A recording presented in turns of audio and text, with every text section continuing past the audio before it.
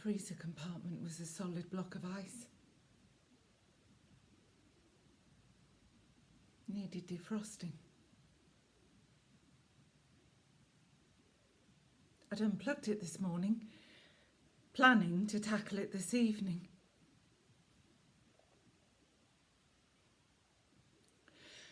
The packet of ice cubes was wedged in the block.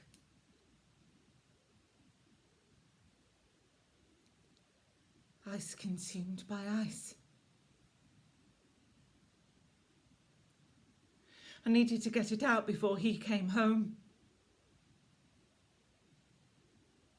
He demanded ice in his whiskey.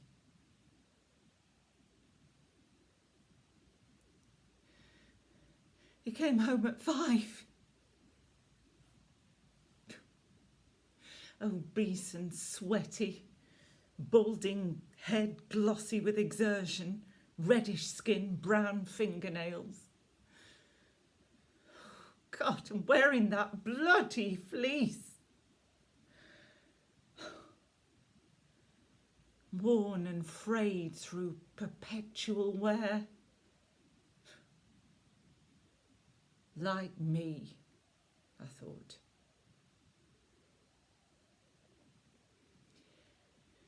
He would shed it onto the carpet of the bedroom like an exuviated skin, shiny with grease and reeking.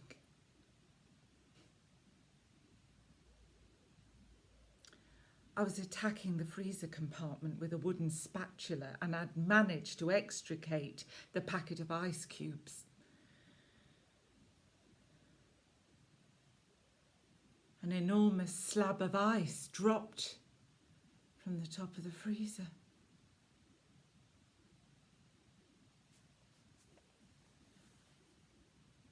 He demanded his whiskey. Well, I wasn't ready, was I? The whiskey was not prepared.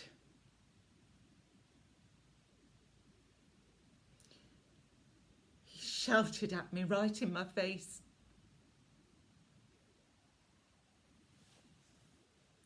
His spit hit in my cheek. His breath was rancid. I recoiled.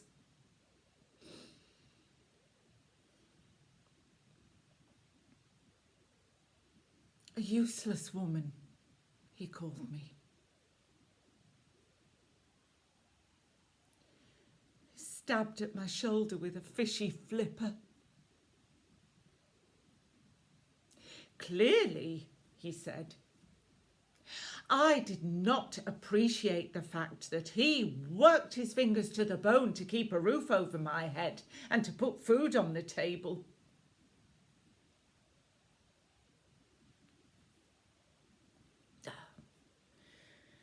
He often regurgitated these cliches. And every time he did, I wanted to shout at him. But it's not you who puts food on the table, is it? It's me. Every bloody day. I place it in front of you and you shovel it down.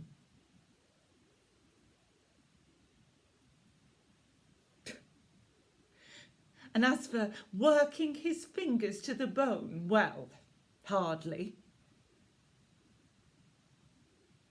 Sitting in that little hut all day, logging in who comes in, who goes out.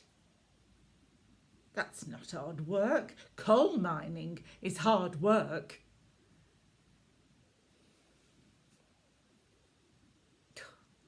And then it all kicked off because dinner was not even started. Was I deliberately trying to make him angry? He asked. His walrus whiskers quivering and curling round his top lip.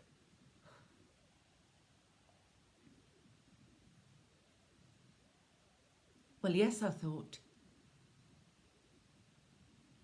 I was.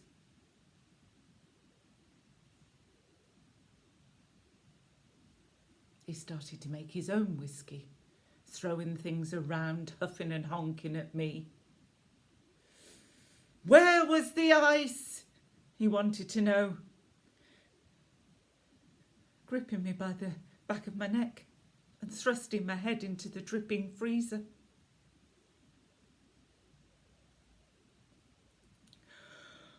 I pointed to the sink, and as he rummaged for the scissors to open the packet, I picked up the slab of ice with both hands.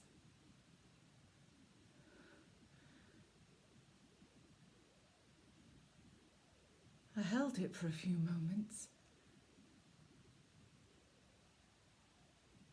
appreciating its weight, the glassy wetness, the sharpness of the edges. And then the ice started to burn my fingers.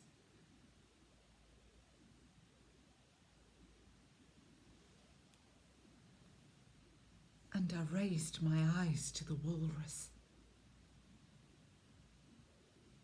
And I lifted the slab of ice above my head. And I threw it with all my might at its head.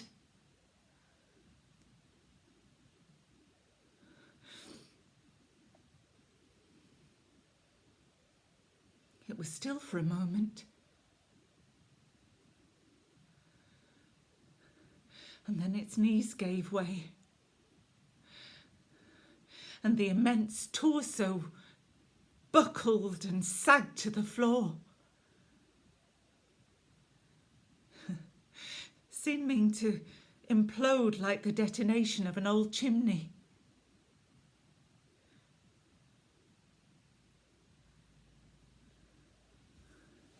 I stood over it and wondered if it was dead.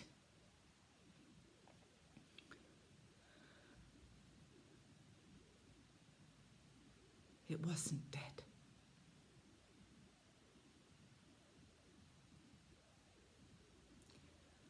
I placed a hand on the expansive chest. I felt a slight rising and falling.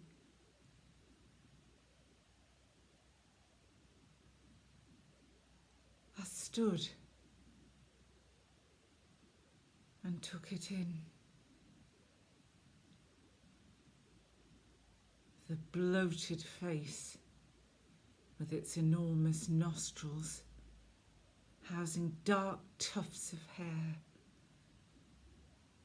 The immense torso spreading its blubber across the surface of the kitchen floor. The puffy digits on the end of fleshy flippers. So distended, I wondered if they'd pop if they were pricked by a pin.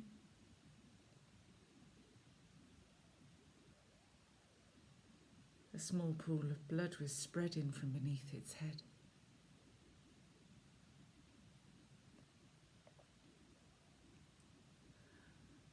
I knelt down and squeezed the nostrils together. Suddenly the mouth opened and a loud grunt was emitted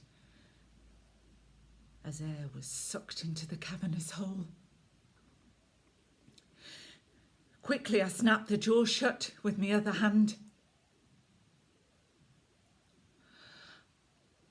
And I waited.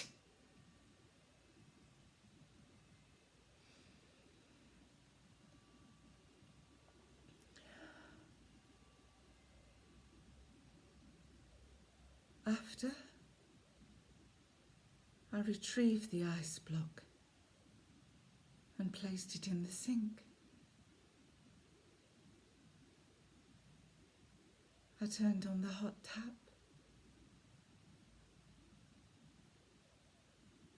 and watched it melt away.